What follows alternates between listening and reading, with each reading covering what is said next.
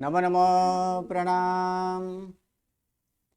नमो रिहंताणं नमो सिद्धाणं नमो आयर्याणं नमो वज्झायाणं नमो लोये सब्बसाहूणं एषो पञ्चनमुक्कारो सब्बपापपणासनो मङ्गलाणं च सब्बेसिं पढमं हवै मङ्गलम् अज्ञानतिमिरन्धानां ज्ञानाञ्जनशलाकया नेत्रम् उन्मीलितं येन तस्मै श्रीगुरवे नमः।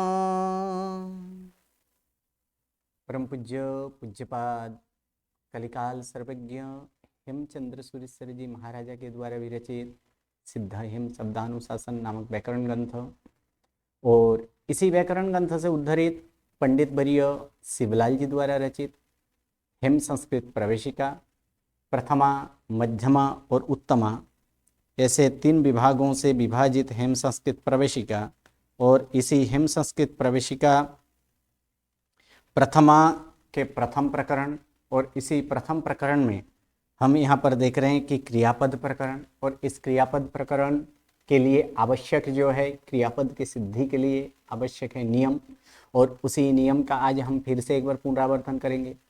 तो चलिए 23 के 24 जो नियम है 23 नियम लगभग है उसी 23 नियम को दोहराते हैं। प्रथम नंबर नियम क्रियावाचक शब्द को धातु कहा जाता है। नियम नंबर 2 वर्तमान काल को निर्देश करने के लिए वर्तमाना विभक्ति के प्रत्यय लगते हैं। नियम नंबर 3 परस्मैपदी धातु के साथ परस्मैपदी के प्रत्यय लगते हैं। नियम नंबर 4 ती आदि प्रत्यय लगने पर धातु को अविकरण प्रत्यय लगता है। नियम नंबर 5 म और व से प्रारंभ होने वाले प्रत्यय के पहले अ हो तो उसका आ हो जाता है। नियम नंबर 6 ती आदि प्रत्यय जिसे लगे हों उसे पद कहते हैं। नियम नंबर 7 पद के अंत में स हो तो उसका र हो जाता है। नियम नंबर 8 पद के अंत में रहे र के बाद विराम अथवा अघोष व्यंजन हो तो र का विसर्ग हो जाता है।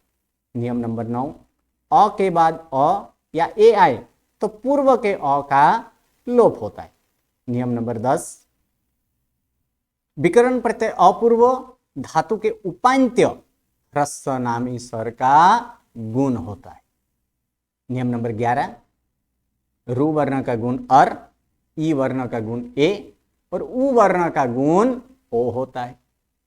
नियम नंबर 12 विकरण प्रत्यय अपूर्व धातु के अंत्य ह्रस्व या दीर्घ नामी स्वर का गुण होता है। उसके बाद नियम नंबर 13 ए, ऐ, ओ, औ के बाद कोई भी स्वर आए तो उसके स्थान पर क्रमानुसार ऐ, आय, औ तथा आव होता है। नियम नंबर 14 कि चौथे गण के धातुओं को य विकरण प्रत्यय लगता है। नियम नंबर 15 य विकरण प्रत्यय लगने पर चौथे गण के धातुओं का गुण नहीं होता है। नियम नंबर 16 छठे गण के धातुओं को अविकरण प्रत्यय लगता है। नियम नंबर 17 अविकरण प्रत्यय लगने पर छठे गण के धातुओं को गुण नहीं होता है। नियम नंबर 19 के 10वें गण के धातुओं में छंद करूं। नियम नंबर 18 10वें गण के धातुओं को अपना ई प्रत्यय लगता है।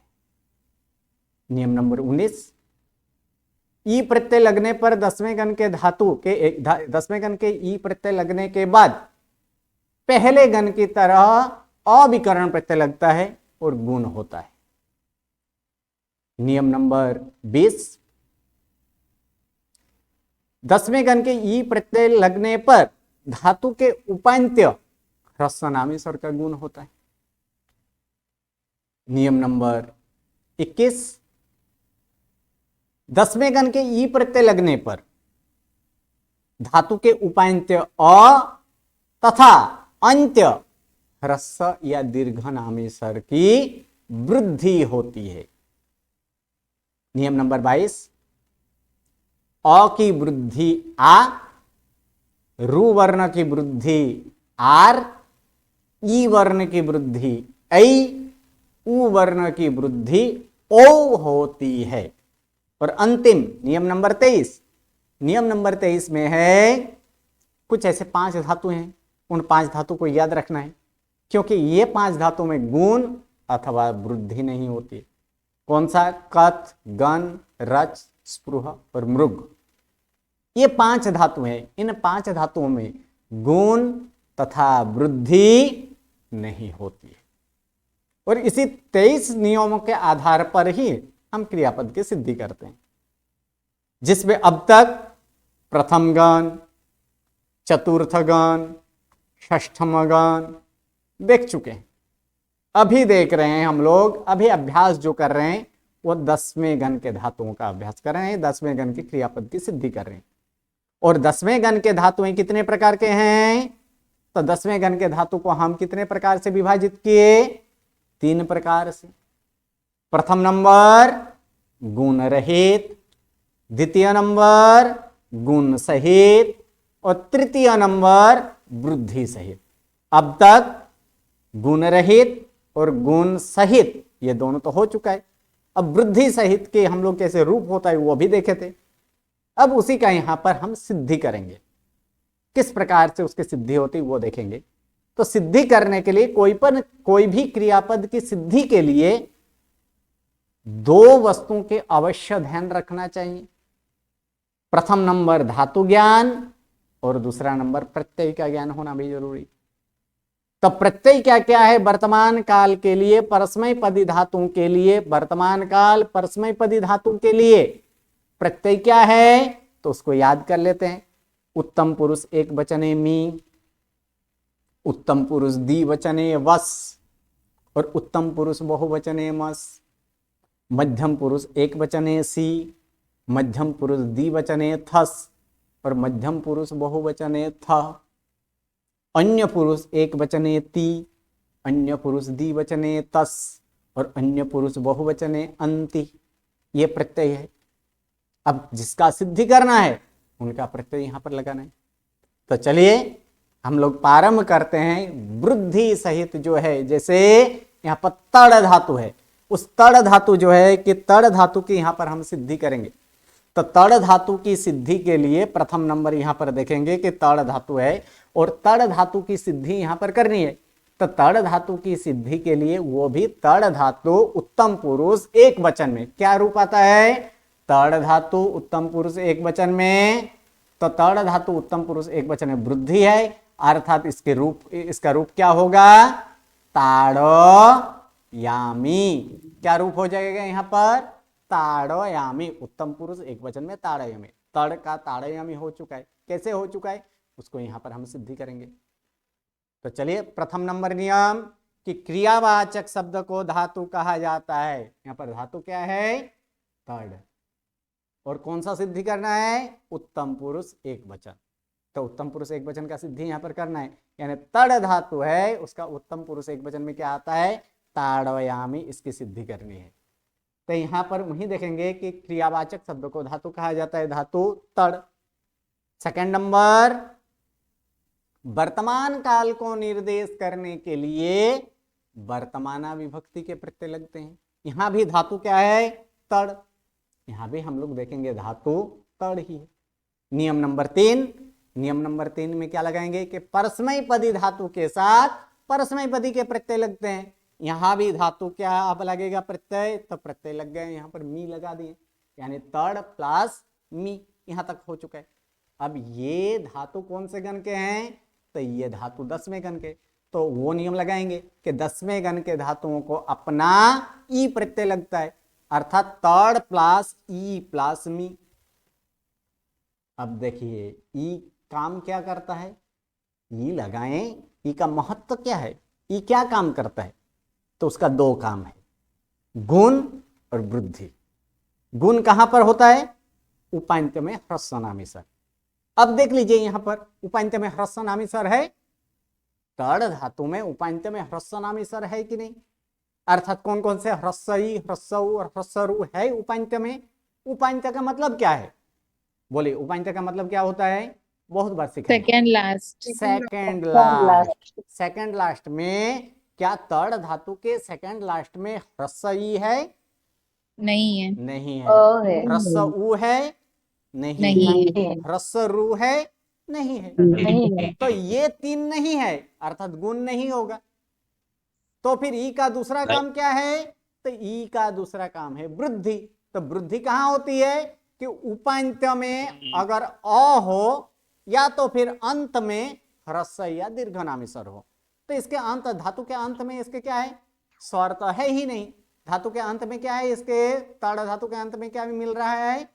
व्यंजन मिल रहा है। व्यंजन स्वर तो है ही नहीं, यानी वो अंत वाला तो छोड़ दीजिए। अब उपांत्य को देखेंगे तो उपांत्य में क्या है? उपांत्य में अ है कि नहीं? तो है। तड़, तो तड़ का विश्लेषण करेंगे तो क्या आएगा? तो त प्लस अ अ प्लस ड, ड तो प्लस अ प्लस ड। तो यहां पर देखेंगे तो प्लस अ प्लस ड, तो सेकंड लास्ट में क्या आया? अ आया कि नहीं? तो उपांत्य में आया। अ है। तो यहां पर देखे थे कि उपांत्य अ की वृद्धि होती है या तो फिर अंत में ह्रस्व या दीर्घनामी स्वर हो तो फिर वृद्धि होती है। तो इसके क्या मिल रहे हैं? उपांत्य अ की वृद्धि होगी कि नहीं होगी? तो होगी। तो उस नियम होगी। को यहां पर लगाएंगे। बाकी सारे म्यूट कर लें, जब जरूर हो तभी अनम्यूट करना, बाकी सबके सब म्यूट कर ले। 23 म्यूट कर लीजिए।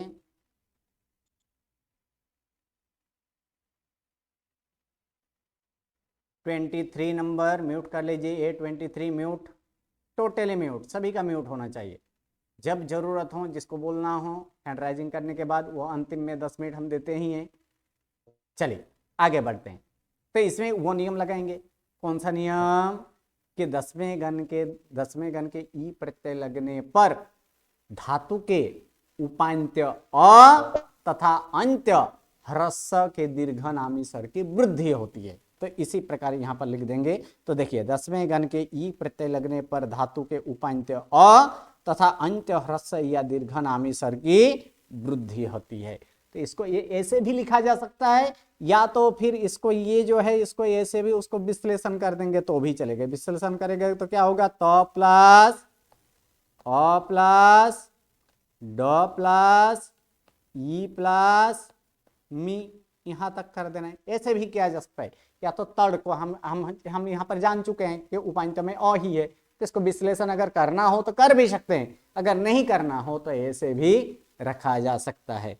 तो इस प्रकार यहां पर अगर देखें तो ये तो प्लस अ प्लस ड प्लस ई प्लस मी यहां पर है। अब किसकी वृद्धि क्या होती है? तो वो नियम यहां पर पहले हम दिखाएं कि वृद्धि होती है, लेकिन किसकी वृद्धि क्या होती है? तो उसके बाद वाला नियम, अ की वृद्धि आ, रू वर्ण की वृद्धि आर, और ई वर्ण की वृद्धि ऐ होती है। तो यहां पर क्या है? उपांत्य में अ है तो अ की वृद्धि हो जाएगी। जो यहां पर अ, तो अ की वृद्धि क्या होती है? आ होती है। अर्थात इसी को यहां पर था तो उसके जगह यहां पर इधर क्या कर देंगे? अगर विश्लेषण करना है तो प्लस अ के जगह क्या हो जाएगा? आ। बाकी सेम टू सेम ड प्लस ई प्लस मी ऐसे भी लिखा जा सकता है।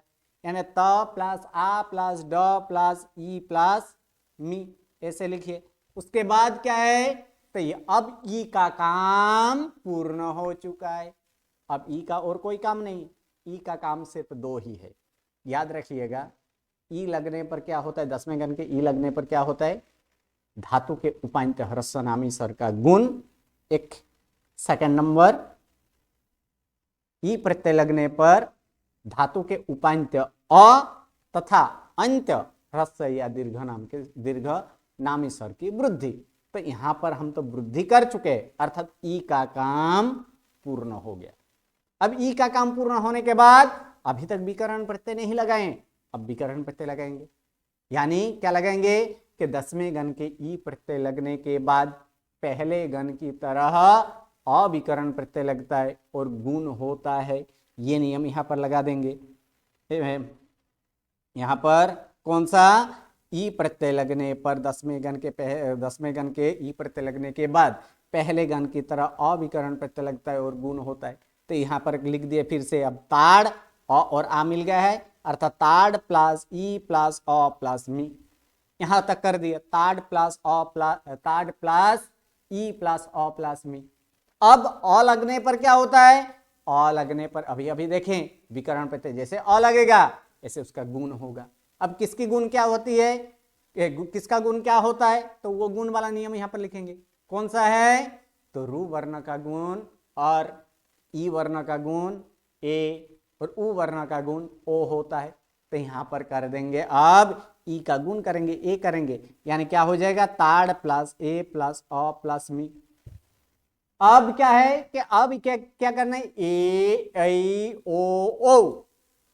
देखिए ए के बाद स्वर आया है कि नहीं, तो स्वर आया है, तो फिर कौन सा नियम लगेगा, तो ए ऐ ओ ओ के बाद कोई भी स्वर आए तो उसके स्थान पर क्रमानुसार क्या होता है, ए के स्थान पर ऐ के स्थान पर आय, ओ के स्थान पर अब, और औ के स्थान पर क्या होगा, आव। तो यहां पर ए है तो ए के स्थान पर क्या होगा, ऐ। तो यहां उसी प्रकार यहां पर हो जाएगा ताड़ प्लस ए के स्थान पर ऐ प्लस अ प्लस मी। अब कौन सा नियम लगेगा, तो देखिए अब विकरण, अब प्रत्यय क्या है, म से प्रारंभ होने वाला है और उसके पूर्व में अ है कि नहीं, तो अ है, तो उसको अ का आ करना है। तो वो नियम यहां पर लगाएंगे, म और व से प्रारंभ होने वाले प्रत्यय के पहले अगर अ हो तो अ का क्या हो जाता है, अ का आ हो जाता है। इसलिए तड़ प्लस आई प्लस आ प्लस मी। अब पद बना देंगे, ती आदि प्रत्यय जिसे लगे हो उसे पद कहते हैं। तो ताड़ में ड आधा है, इसके साथ अ मिल गया, यहाँ ताड़, य के साथ आ मिला, यहाँ ताड़या और मी का मी और ताड़यामी। हमें सिद्ध करना था ताड़यामी, यहां पर सिद्ध हो चुका है ताड़यामी। इस प्रकार से ये ताड़यामी सिद्ध हुआ। चलिए उसी प्रकार से यहां पर हम सिद्ध करेंगे पालयामी। पालयामी सिद्ध करना है तो वहीं लगाएंगे, क्या लगाएंगे, सिर्फ धातु को चेंज करेंगे, बाकी सेम टू सेम नियम रहेगा। कौन से, तो चलिए स्टार्ट करते हैं। प्रथम नंबर, क्रियावाचक शब्दों को धातु कहा जाता है। धातु, अब पालयामी में धातु क्या आएगा, कौन सा धातु आएगा पल पालयामी में, पल पल पल धातु। सही है, कौन सा धातु आएगा इसमें, पल धातु। अब यहां पर धातु लिख देंगे पल। सेकंड नंबर, वर्तमान काल को निर्देश करने के लिए वर्तमान विभक्ति के प्रत्यय लगते हैं, धातु पल। पल तीसरा, कि परस्मय पदी धातु के साथ परस्मय पदी के प्रत्यय लगता है, पल प्लस मी। मी हमें उत्तम पुरुष एक वचन सिद्ध करना है, अर्थात मी। तीसरा, तो तीसरा यहां पर लिखेंगे कि 10वें गण के ई 10वें गण के धातुओं को अपना ई प्रत्यय लगता है, तो पल प्लस ई प्लस मी। अब ई के कारण वृद्धि करनी है, तो वो नियम यहां पर लिखेंगे कि ई प्रत्यय लगने पर 10वें गण के धातुओं को क्या होता है, उपांत्य अ तथा अंत्य ह्रस्व या दीर्घनामी स्वर की वृद्धि होती है। अब किसकी वृद्धि क्या है, कि अ की वृद्धि आ, रू वर्ण की वृद्धि आर, ई वर्ण की वृद्धि ऐ, उ वर्ण की वृद्धि ओ होती है। तो इसमें अ है तो अ के आ कर देंगे, यानी पल था, पल का अब क्या बन जाएगा, पाल पाल बन जाएगा। सही है, पाल प्लस ई प्लस ई। अब ई का काम पूर्ण हो चुका है, अब विकरण प्रत्यय लगाना है, अर्थात क्या लगाएंगे कि 10वें गण के ई प्रत्यय लगने के बाद पहले गण की तरह अविकरण प्रत्यय लगता है और गुण होता है, अर्थात पाल प्लस ई प्लस, अब विकरण प्रत्यय क्या लगेगा, अ लगेगा, अ प्लस मी। अब यहां पर क्या बोला, अ लगने पर गुण भी होता है। अब गुण किसकी गुण क्या होती है, तो वो यहां पर लगा देंगे, रू वर्ण के गुण और ई वर्ण के गुण ए तथा उ वर्ण के गुण ओ होता है। तो इसमें क्या कर देंगे, पल प्लस ए, पल नहीं पाल, पाल प्लस ए प्लस अ प्लस मी। उसके बाद क्या करना है, उसके बाद करना है कि ए ऐ ओ के बाद कोई भी स्वर आए तो उसके स्थान पर क्रमानुसार आय आय अब तथा आव होता है। अब एक स्थान पर आई कर देना है, यानी पाल प्लस आई प्लस अ प्लस मी। अब क्या करना है, तब म और व से प्रारंभ होने वाले प्रत्यय के पहले अगर अ हो तो अ का आ हो जाता है। यानी है। पाल प्लस ऐ प्लस आ प्लस मी, अब पद बना देंगे। तो पद क्या हो जाएगा ती यहाँ आदि पर, ती आदि प्रत्यय ती जिसे आदि लगे हो प्रत्यय उसे पद उसे कहते पद हैं, यानी पालयामी। पालयामी, इस प्रकार से सिद्ध हुआ। चलिए और यहाँ पर सिद्ध कर लेते हैं इसी तरह से दूसरा। पालयाम इधर दूसरा कोई जो धातु हैं, अब सारे के सारे म्यूट कर ले, जिसको बोला जाए वहीं वहीं हैंड राइजिंग कीजिए। जो जो यहाँ पर सिद्ध करना चाहते हैं वो हैंड राइजिंग कर ले। कौन कौन सिद्ध करेंगे आज? ओके, A96 प्रणाम चलिए, गुरुजी। हाँ जी, आप सिद्ध कीजिए। तड़ धातु उत्तम पुरुष द्विवचन में रूप क्या आएगा? ताड़यावः। ताड़यावह। ओके, उत्तम पुरुष द्विवचन का रूप आएगा ताड़यावह। चलिए सिद्ध कीजिए ताड़यावह। क्रियावाचक शब्द को धातु कहा जाता है। धातु है तड़। वर्तमान काल को निर्देश करने के लिए वर्तमान विभक्ति के प्रत्यय लगते हैं। तड़। परस्मय पदी धातु के साथ परस्मय पदी के प्रत्यय लगते हैं। तड़ प्लस मस। मस नहीं, बस। हाँ बस। 10वें गण के धातुओं को पहले अपना ई प्रत्यय लगता है। तड़ प्लस ई प्लस वस। 10वें गण का ई प्रत्यय लगने पर धातु के उपांत्य अ तथा अंत्य ह्रस्व या दीर्घनामी स्वर की वृद्धि होती है। तड़ प्लस ई प्लस वस।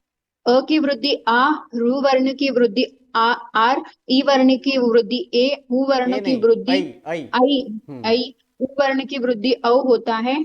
ताड़ प्लस ई होता नहीं, प्लस होती वस है यहाँ। होती होती है।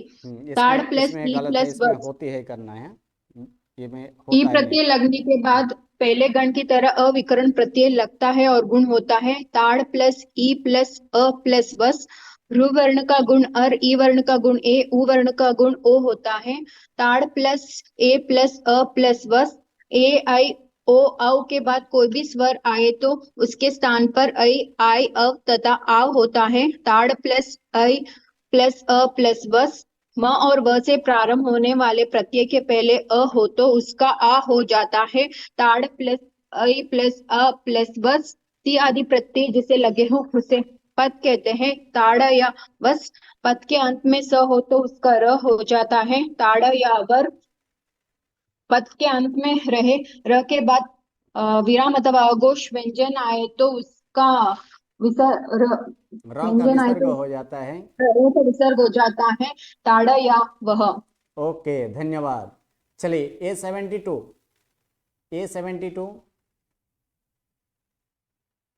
A72 अनम्यूट हाँ कीजिए। गुरुजी। A72, हाँ गुरुजी। हाँ जी, आप सिद्ध कीजिए पालयावह। पालयावः। क्रियावाचक शब्द को धातु कहा जाता है। तल धातु वर्तमान काल के निर्देश करने के लिए वर्तमान विभक्ति के प्रत्यय लगते हैं। तल परस्मयी पदी धातु के साथ परस्मयी पदी के प्रत्यय लगते हैं। तल प्लस वस। 10वें गण के धातुओं को अपना ई प्रत्यय लगता है। तल प्लस ई प्लस वस। 10वें गण को ई प्रत्यय लगने के बाद धातु को अपना अप्रत्यय अप्रत्यय लग 10वें गण के धातु को ई प्रत्यय लगने के बाद धातु के उपांत्य ऐसे नहीं है, ई प्रत्यय 10वें गण के ई प्रत्यय लगने पर हाँ धातु के तल प्लस ई उपांत्य प्लस मी। अ तथा अंत्य ह्रस्व या दीर्घनामी स्वर की वृद्धि होती है। 10वें गण को धातु के ई प्रत्यय लगने के बाद धातु के उपांत्य आहा आहा आहा आहा, नियम याद नहीं किए हैं? नियम याद नहीं है? याद है गुरुजी। तल तो फिर ये नियम तो नहीं है 10वें गण के धातुओं की ई प्रत्यय लगने के बाद शब्द आता ही नहीं है, लगने पर। अच्छा लगने पर सॉरी। 10वें गण के धातु के ई प्रत्यय लगने पर धातु के उपांत्य अ तथा तथा अंत्य ह्रस्व नामी ह्रस्व या दीर्घनामी और स्वर, एक दीर्घ स्वर ह्रस्व नहीं के है, ह्रस्व और दीर्घ दोनों, ह्रस्व या दीर्घनामी ह्रस्व स्वर की और दीर्घ स्वर की वृद्धि होती है। तल प्लस ई प्लस मी, मी नहीं है, क्या करना है यहाँ सॉरी पर? मत, बस तल प्लस बस, ई प्लस हाँ। वस। ई अ की वृद्धि आ, वर्ण की वृद्धि आर, ई वर्ण की वृद्धि ए, उ वर्ण की वृद्धि औ। गलत, नियम याद नहीं किए। ई की वृद्धि ए नहीं है, ई वर्ण की वृद्धि ई ऐ। वर्ण की वृद्धि आई, सॉरी सर। हम्म। उ वर्ण की वृद्धि औ होता है। हम्म। तल प्लस ई प्लस, तल प्लस ई प्लस, ताल नहीं, पाल प्लस ई प्लस क्या तल लगाना है? प्लस, वस। तल प्लस ई प्लस वस। हम्म। ई प्रत्यय लगने के बाद 10वें पहले गण की तरह इसमें अविकरण प्रत्यय लगता है। तो और गुण तल, होता है। और गुण होता है। तल, सॉरी, तल का ताल हो जाएगा तो तल ताल नहीं है, प्लस। तल नहीं है, पल। पल, पल का क्या हो चुका है यहाँ पर? हाँ, पाल हो आप चुका है, पल पाल। बोल रहे हैं, मैंने ताल यह वह सुना हुआ है, इसीलिए मैंने तल से तल नहीं है, पल पल। अच्छा, पल मैंने ताल ताल इसीलिए बोल रही थी, नहीं। सॉरी। पाल प्लस ई प्लस अ प्लस वस। ओके। रू वर्ण का गुण और ई वर्ण का गुण ए, उ वर्ण का गुण ओ होता है। पाल प्लस ए प्लस अ प्लस वस। ए ऐ ओ औ के बाद यदि कोई स्वर आए तो उसके स्थान पर क्रमशः ऐ आई औ आव होता है। पाल प्लस ऐ प्लस अ प्लस वस। म और व से प्रारंभ होने वाले। हाँ, म और व से शुरू होने वाले प्रत्यय के पहले यदि अ हो तो अ का आ हो जाता है। पाल प्लस ऐ प्लस आ प्लस वस। ती आदि प्रत्यय लगते ती आदि प्रत्यय जिसे लगे हो उसे पद कहते हैं। ताल याव, पालया वस। आगे और करना है। ताल यावस, हाँ हम्म। सॉरी, ताल यावस। ता नहीं, पा पा। पद, पालया सॉरी, वस। सॉरी, पाल यावस। पद के अंत में यदि स हो तो स का र हो जाता है। पाल या व र। वर र र, नहीं, र आधा। पालया वर। पाल यावर। र, पद के अंत में र हो और र के बाद अघोष व्यंजन या तो विराम आए तो उसका विसर्ग हो जाता है। पाल याव। पालया वह। ती आदि प्रत्यय जिसे लगे हो अब उसे नहीं, पद अब कहते हैं। नहीं, अब नहीं, बस इतना ही करना है। ती आदि प्रत्यय फिर कहाँ से लगना है? या तो र का विसर्ग कर दिए, अरे पालया वह पूरा हो गया। Sorry sir. नियम जो है, नियम को हर रोज 2 से 3 बार अभ्यास कर लेना, ठीक है? 23 से ठीक है। 23 नियम 2-3 बार हर रोज याद कीजिए। जब तक याद नहीं होता है 2-3 बार हर रोज उसको याद कर लीजिए, क्योंकि इसी नियम के आधार से ही हम क्या करते हैं, ये क्रियापद की सिद्धि करते हैं। इसलिए नियम परफेक्ट होना चाहिए, ठीक है? जो हम कर रहे हैं वही नियम में लिखा है। नियम क्या है? जो कार्य हमें करना है उसी को नियमबद्ध किया गया है कि जो जो हम कार्य करते रहे। अ का आ किया तो अ का आ कब होता है, वो नियम यहाँ पर दिए। जैसे म और व से प्रारंभ होने वाले प्रत्यय के पहले अ हो तो अ का आ होता है। हम आ किए इसलिए ये नियम बन गया। तो ये जो है, गुरुजी वो बोलते हैं पर जब आपके पास बोलने आते हैं ना तब हर बार नहीं बोलते ना, इसलिए थोड़ा हाँ, मीन्स इसीलिए ये तो हो यहाँ जाता पर हर रोज मैं क्यों बुला रहा हूँ कि हर रोज बोलते रहिए, है। हर हाँ, रोज आपके बोलिए। साथ तो बोलते हैं पर जैसे अभी जैसे सिद्ध करने के लिए बोलते हैं ना तो थोड़ा बहुत कोई बात ये नहीं, हो जाता धीरे धीरे सीधे या धीरे धीरे हो जाएगा, लेकिन नियम को एक बार परफेक्ट याद कर लेना है। जैसे नियम है। ठीक बोलेंगे है। उस प्रकार से कार्य करेंगे। ओके, धन्यवाद। ठीक। चलिए धन्यवाद। A34। जी प्रणाम पंडित जी। अब बोलिए, तड़ धातु उत्तम पुरुष बहुवचन का रूप क्या होता है? ताड़ या मह। ओके, ताड़याम वहां सिद्ध कीजिए। जी, क्रियावाचक शब्द को धातु कहा जाता है। तड़ धातु वर्तमान काल को निर्देश करने के लिए वर्तमाना विभक्ति के प्रत्यय लगते हैं। तड़ परस्मैपदी धातु के साथ परस्मैपदी के प्रत्यय लगते हैं तड़ प्लस मस। 10वें गण के धातुओं को पहले अपना ई प्रत्यय लगता है तड़ प्लस ई प्लस मस। 10वें गण का अपना ई प्रत्यय लगने पर धातु के उपांत्य अ तथा अंत्य ह्रस्व या दीर्घ नामी स्वर की वृद्धि होती है।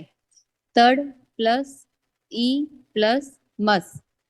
अ की वृद्धि आ, रू वर्ण की वृद्धि आर, ई वर्ण की वृद्धि आई, उ वर्ण की वृद्धि औ होती है। तो यहाँ पे ताड़ प्लस ई प्लस मस। ई प्रत्यय लगने के बाद पहले गण की तरह अविकरण प्रत्यय लगता है और गुण होता है ताड़ प्लस ई प्लस अ प्लस मस। रू वर्ण का गुण अर, ई वर्ण का गुण ए, उ वर्ण का गुण ओ होता है ताड़ प्लस ए प्लस अ प्लस मस। ए आई ओ औ के बाद कोई भी स्वर आए तो उसके स्थान पर अय आय अव तथा आव होता है। तो ताड़ प्लस अय प्लस अ प्लस मस। म और व से प्रारंभ होने वाले प्रत्यय के पहले अ हो तो उसका आ हो जाता है ताड़ प्लस अय प्लस आ प्लस मस। ती आदि प्रत्यय जिसे लगे हो उसे पद कहते हैं ताड़ या मस। पद के अंत में स हो तो उसका र हो जाता है ताड़ या मर। पद के अंत में र के बाद विराम अथवा अघोष व्यंजन हो तो र का विसर्ग हो जाता है ताड़ या मह। ओके, धन्यवाद। चलिए प्रणाम। A5 प्रणाम गुरुजी। आप सिद्ध कीजिए पारयामह। पारयामह। धातु क्या आएगा पारयामह में? पार नहीं, पर प्रू धातु। कौन से धातु प्रू है प्रू यहाँ पर? प्रू, प्रू। दीर्घ रू है यहाँ, प्रू धातु है। हाँ दीर्घ हम्म, प्रू। क्रियावाचक शब्दों को धातु कहा जाता है। धातु है प्रू। वर्तमान काल को निर्देश करने के लिए वर्तमान विभक्ति के प्रत्यय लगते हैं। प्रत्यय है प्रू। परस्मैपदी धातु के साथ परस्मैपदी के प्रत्यय लगते हैं। तो धातु है प्रू प्लस मस। ओके। हाँ, 10वें गण के धातुओं को पहले अपना ई प्रत्यय लगता है प्रू। प्रू प्लस ई प्लस मस। 10वें गण का ई प्रत्यय लगने पर धातु के उपांत्य अ तथा अंत्य ह्रस्व या दीर्घनामी स्वर की वृद्धि होती है। हाँ, यहाँ तो पर क्या है? यहाँ पर अ, उपांत में नहीं है, यहाँ पर अंत में हाँ है। क्या है अंत अंत में में? अंत दीर्घ में रू है, प्रू। तो हाँ अंत में दीर्घ रू का यहाँ पर वृद्धि होगी, इसलिए ये नियम लगा है। सही है। हाँ हाँ। तो ह्रस्व अ की वृद्धि आ। हाँ, तो वो नियम बोलिए। हाँ तो अ की वृद्धि आ, रू की वृद्धि आर रू की नहीं, और रू ई वर्ण की। हाँ, रू रू वर्ण रू की की वृद्धि वृद्धि आर। करेंगे तो फिर वहां पर क्या होगा? ह्रस्व रू का ही होगा। जबकि यहाँ पर क्या है? दीर्घ रू है ना, इसलिए हाँ इसको क्या बोलना है? रू वर्ण की वृद्धि। रू वर्ण की वृद्धि आर, ई हम्म वर्ण की वृद्धि ए और उ वर्ण की वृद्धि औ होती है। हम्म तो इसमें रू है तो रू प्रू के जगह प्रू क्या हो जाएगा? आर होगा। आर। अर्थात यहाँ पर प प्लस रू करेंगे। ऐसे प्रू कैसे है? तो प प्लस रू है ना, प्लस तो हाँ इसमें इसमें क्या होगा? प प्लस आर। तो प आधा है, प्लस इसके साथ आ जुड़ गया, यानी पा और र का र क्या हो गया? पार। पार पार। हाँ, पार प्लस हाँ ई प्लस पार मस। प्लस हाँ पार प्लस ई प्लस मस। ओके। अवृद्धि हाँ अब अविकरण हाँ प्रत्यय लगाना है। हाँ ई प्रत्यय लगने के बाद यही है ना। ई हाँ। प्रत्यय लगने के बाद पहले गण की तरह अविकरण प्रत्यय लगता है और गुण होता है। हम्म तो पार प्लस ई प्लस अ प्लस मस। हम्म रू वर्ण का गुण और ई वर्ण का गुण ए, उ वर्ण का गुण ओ होता है। हम्म तो पार प्लस ए प्लस अ प्लस मस। हम्म ए ए औ ओ औ के बाद कोई भी स्वर आए तो उसके स्थान पर क्रमानुसार अ, आय, औ तथा आव होता है। हम्म, तो पार प्लस प्लस अ प्लस मस, म और व से प्रारंभ होने वाले प्रत्यय के पहले ओ हो तो उसका आ हो जाता है। पार प्लस प्लस आ प्लस मस। ती आदि प्रत्यय जिसे लगे हैं उसे पद कहते हैं। पार या मस। पद के अंत में स हो तो उसका र हो जाता है। पार या मर। पद के अंत में रहे र के बाद विराम अथवा अघोष व्यंजन हो तो उस र का विसर्ग हो जाता है। पार या मह। ओके, धन्यवाद। चलिए A13 जी गुरुजी। जी गुरुजी। हाँ जी, आप सिद्ध कीजिए पालयामह। पालयाम। जी। क्रियावाचक शब्द को धातु कहा जाता है। धातु है पल। वर्तमान काल को निर्देश करने के लिए वर्तमान विभक्ति के प्रत्यय लगते हैं पल। परस्मय पदी धातु के साथ परस्मय पदी के प्रत्यय लगते हैं पल प्लस मस। 10वें गण के धातुओं को पहले अपना ई प्रत्यय लगता है पल प्लस ई प्लस मस। 10वें गण का ई प्रत्यय लगने पर धातु के उपांत्य अ तथा अंत्य ह्रस्व या दीर्घ नामी स्वर की वृद्धि होती है। पल प्लस ई प्लस मस। अ की वृद्धि आ, रू वर्ण की वृद्धि आर, ई वर्ण की वृद्धि आई, उ वर्ण की वृद्धि औ होता है। पल प्लस पाल प्लस ई प्लस मस।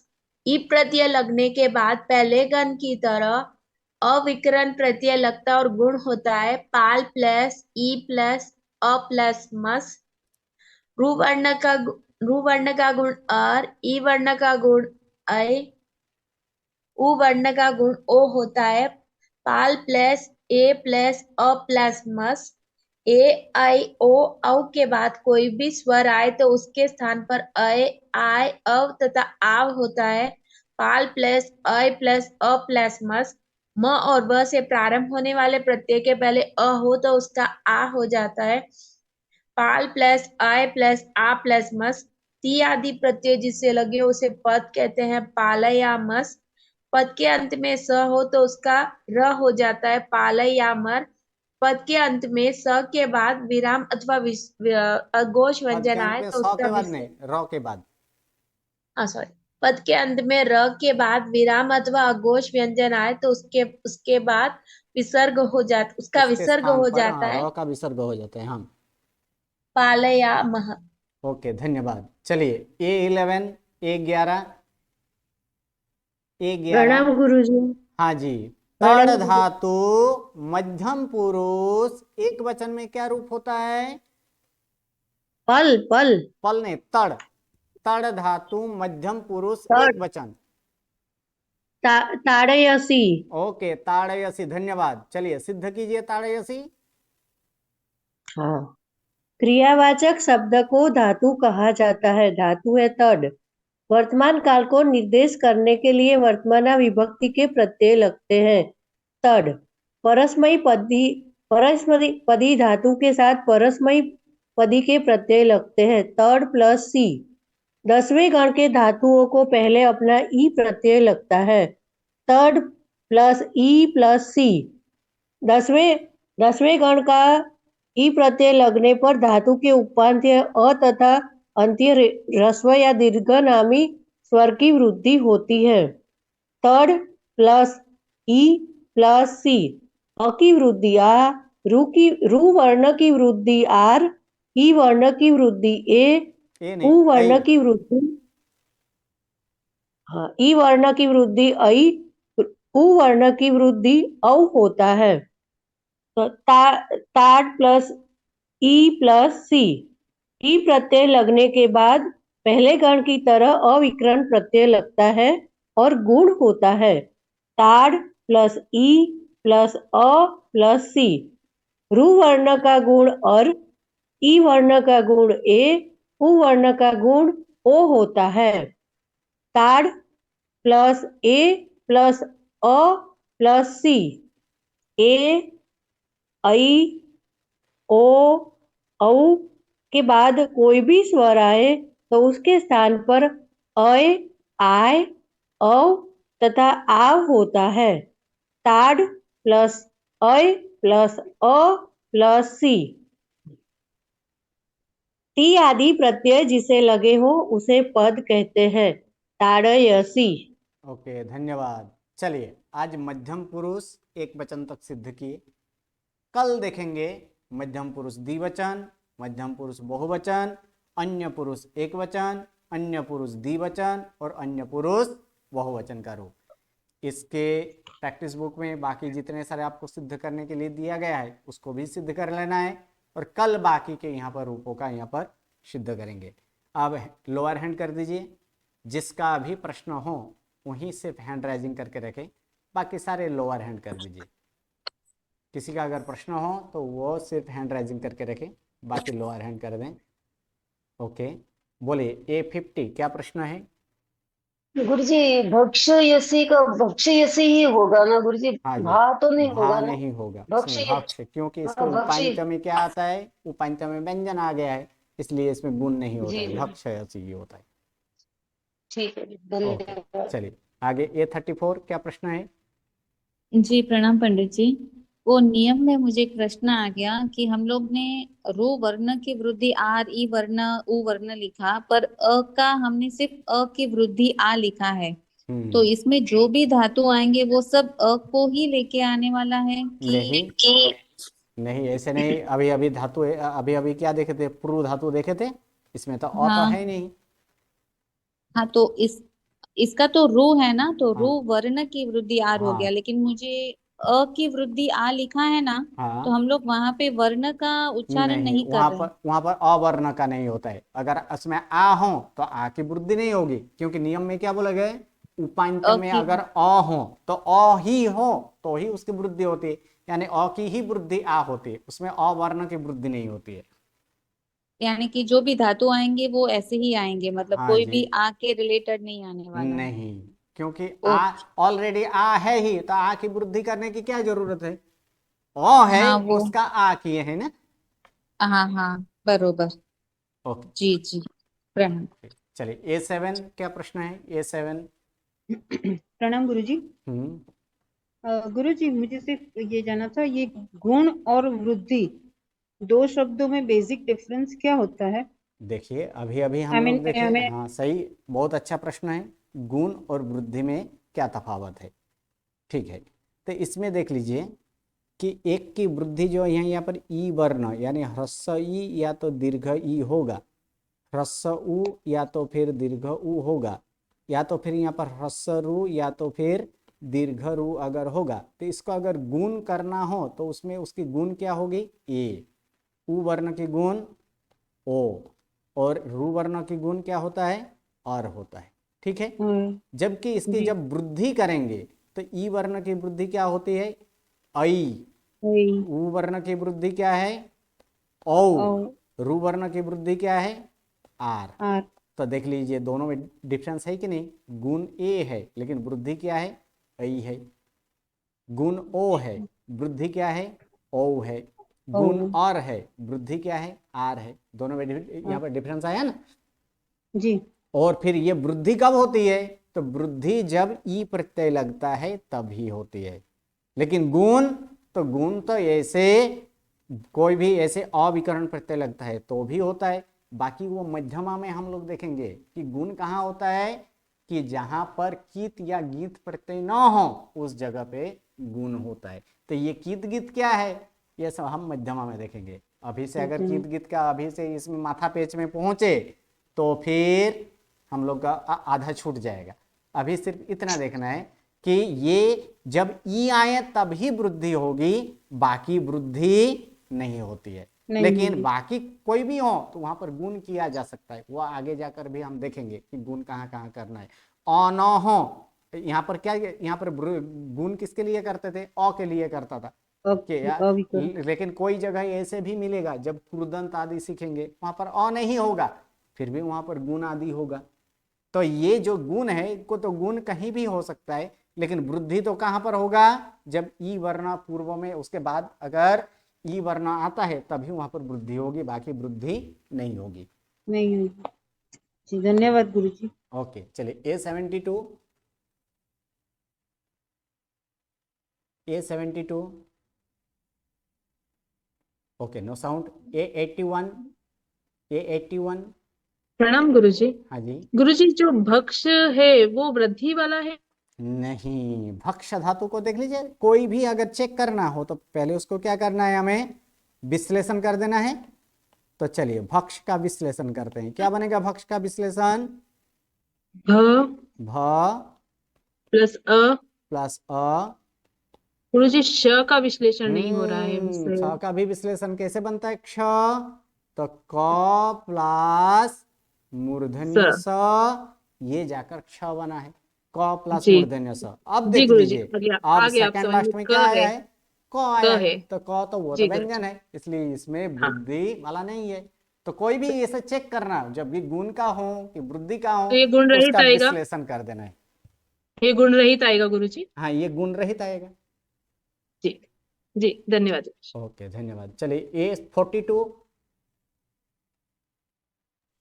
हाँ प्रणाम गुरुजी। हम्म, पारयामी में धातु प्रू लिखा है तो रस्व पारयामी प्रू है नहीं, ना। पारयामी नहीं, उच्चारण करना ठीक से, पार पारयामी। यामी हाँ, पारयामी उसका रस्व रू लिखा है ना बुक में।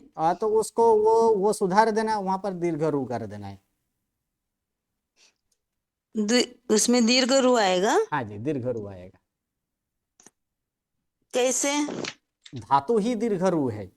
ये ह्रस्व रू यहाँ पर जो लिखा है ना, ये ह्रस्व रू नहीं, यहाँ पर ये डबल कर देना तो वो दीर्घ रू हो जाता है। जी जी गुरुजी। तो ये पता कैसे चलेगा दीर्घ आएगा रस्व आएगा? क्योंकि धातु को इसमें ह्रस्व रू वाला, प्रू में ह्रस्व रू वाला धातु है ही नहीं, दीर्घ रू वाला धातु है। धातु जो जी है, देखिए नीचे धातु दिया गया हो, दिया गया होगा, उसमें दीर्घ रू का ही धातु है, ह्रस्व रू वाला धातु नहीं है प्रू में, जो 10वें गण के हैं।